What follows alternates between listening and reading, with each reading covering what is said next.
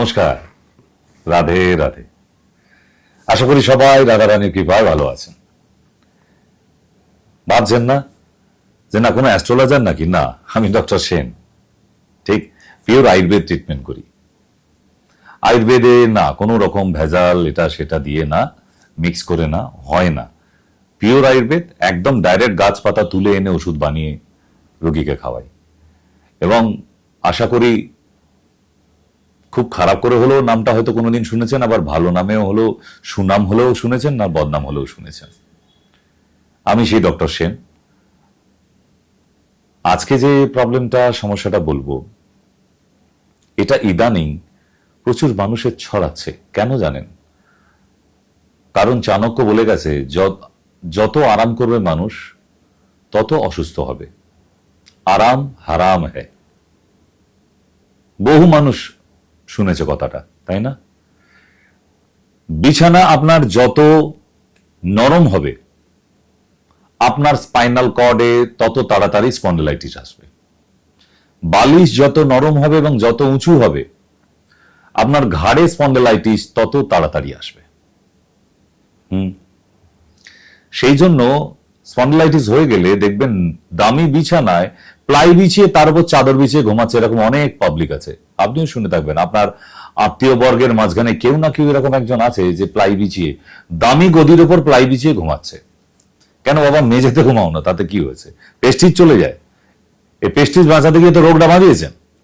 যত আরাম করবেন, বাপের বাড়ি থেকে কান্না কাটি করে শ্বশুরের ঘাড় ভেঙে একটা দামি একটা রিল্যাক্সনের গদি নিলেন, আবার একটা খাট নিয়েছেন, তা ওর মধ্যে শ্বশুর মশাই তো কান্না লেগে আছে, কষ্ট লেগে আছে, ঘাম রক্ত সব জড়িয়ে। জামাই সহ্য হবে? জামাই স্পন্ডালাইটিস হয়ে গেছে নরম বিছানায় শুয়ে। শ্বশুরের দেয়া নরম গদিতে শুয়ে জামাইয়ের স্পন্ডালাইটিস।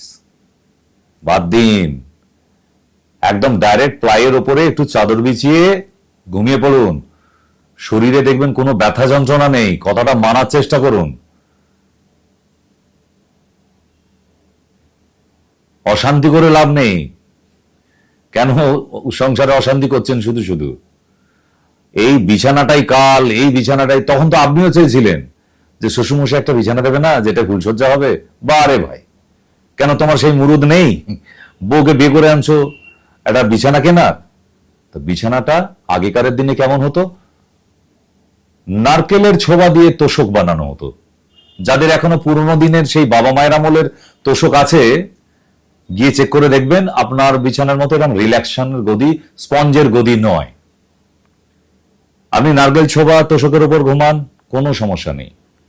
কিন্তু যখনই স্পঞ্জের গদিতে শুতে যাবেন, আপনার lumbar spondylitis, dorsal and cervical spondylitis, এবং কপাল ভালো থাকলে আবার অ্যাঙ্কোলাইজিং স্পন্ডলাইটিসও হতে পারে। উপরওয়ালার আশীর্বাদ হতে হবে। অ্যাঙ্কোলাইজিং স্পন্ডলাইটিস 10 লাখে একজনের হয়, 1 লাখে না। রোবটিক ডিজিজ বলে একে আবার। যত শক্ত জায়গায় শোবে তত তাড়াতাড়ি সারবে, কোনো উপায় নেই। আচ্ছা, এর জন্য সারার উপায় কি? একটা তো উপায় বলে দিলাম, যে শক্ত জায়গায় শোয়া অভ্যেস করুন, আপনার 70% প্রবলেম চলে গেল। তারপর ভালো ট্রিটমেন্ট করবেন। ঠিক, আমি একটা প্রোডাক্টের নাম বলে দিই, লাক্ষাদি গুগ্গুল। লাক্ষাদি গুগ্গুল আর বাতকুলান্তক গোল্ড দিনে 2টো করে 4টে খাবেন।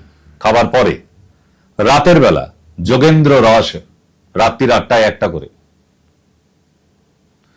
মহারাশনাদি কাত 3 চামচ করে দিনে 2বার। সব ক্লাসিক মেডিসিন বলছি। যে কোনো আয়ুর্বেদ দোকানে এগুলো পাওয়া যায়। যদি না থাকে দোকান তুলে দিতে বলুন। এগুলো পিওর আয়ুর্বেদ একদম। কোনো কোম্পানির পেটেন্ট না যে শুধু ওই কোম্পানিরই হবে। যত আয়ুর্বেদ কোম্পানি আছে ভারতবর্ষে, সবার এই প্রোডাক্টগুলো আছে। আপনি যে কোনো ব্র্যান্ডেড আয়ুর্বেদ দোকানে চলে যান, আপনি পেয়ে যাবেন। আর কোমরে মালিশ করার জন্য অবশ্যই একটা রসুন তৈল নেবেন, খুব উপকারে আসবে। রসুন তৈল, গার্লিক অয়েল যেটাকে বলা হয়, এই গার্লিক অয়েল সামান্য গরম করে নিয়ে স্পন্ডিলাইটিসের জায়গায় আপ টু ডাউন রোটেশনে যদি হালকা করে মালিশ করেন শুতে যাওয়ার আগে, আপনি খুব দ্রুত সেরে উঠবেন। তবে হ্যাঁ, কিছু বিধিনিষেধ আপনাকে মানতে হবে, যেমন মসুর ডাল, পুঁই শাক, পালং শাক, ঢেঁড়স, আম, সয়াবিন, টমেটো প্লিজ খাবেন না। যদি বুঝতে না পারেন আবার একবার রিভিউ করে শুনে নিন। মসুর ডাল, পুঁই শাক, পালং শাক, ঢেঁড়স, আম, সয়াবিন, টমেটো, ছোলা, ছাতু, এগুলো খেতে নেই স্পন্ডিলাইটিস পেশেন্টকে। ঠিক। দ্বিতীয়, free hand exercise minimum 7 minute, 5 থেকে 7 মিনিট। 4 নম্বর, যদি লাম্বার স্পন্ডিলাইটিস হয় তাহলে কোমরে লাম্বার বেল্ট পরবেন। যদি সার্ভাইকাল স্পন্ডিলাইটিস হয় তাহলে অবশ্যই সার্ভাইকাল পিলোতে শোবেন।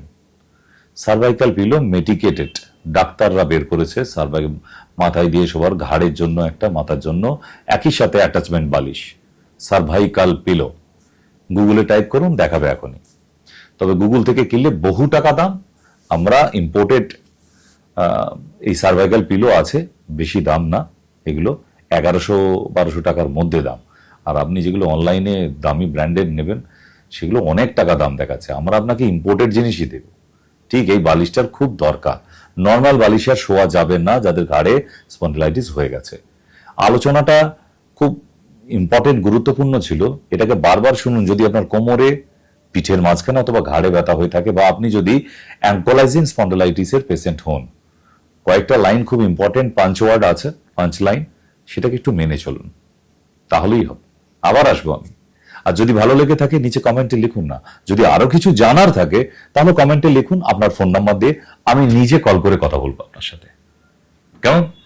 আগে চ্যানেলটা সাবস্ক্রাইব করুন, health magazine and health diary দুটোকেই সাবস্ক্রাইব করে রাখুন। প্রচুর নতুন কিছু তথ্য জানতে পারবেন যেগুলো আয়ুর্বেদিক দুনিয়ায় এই প্রথমবার মুখ খুলছি বা আপনাদের সামনে আসছে। আজকের জন্য রাধে রাধে।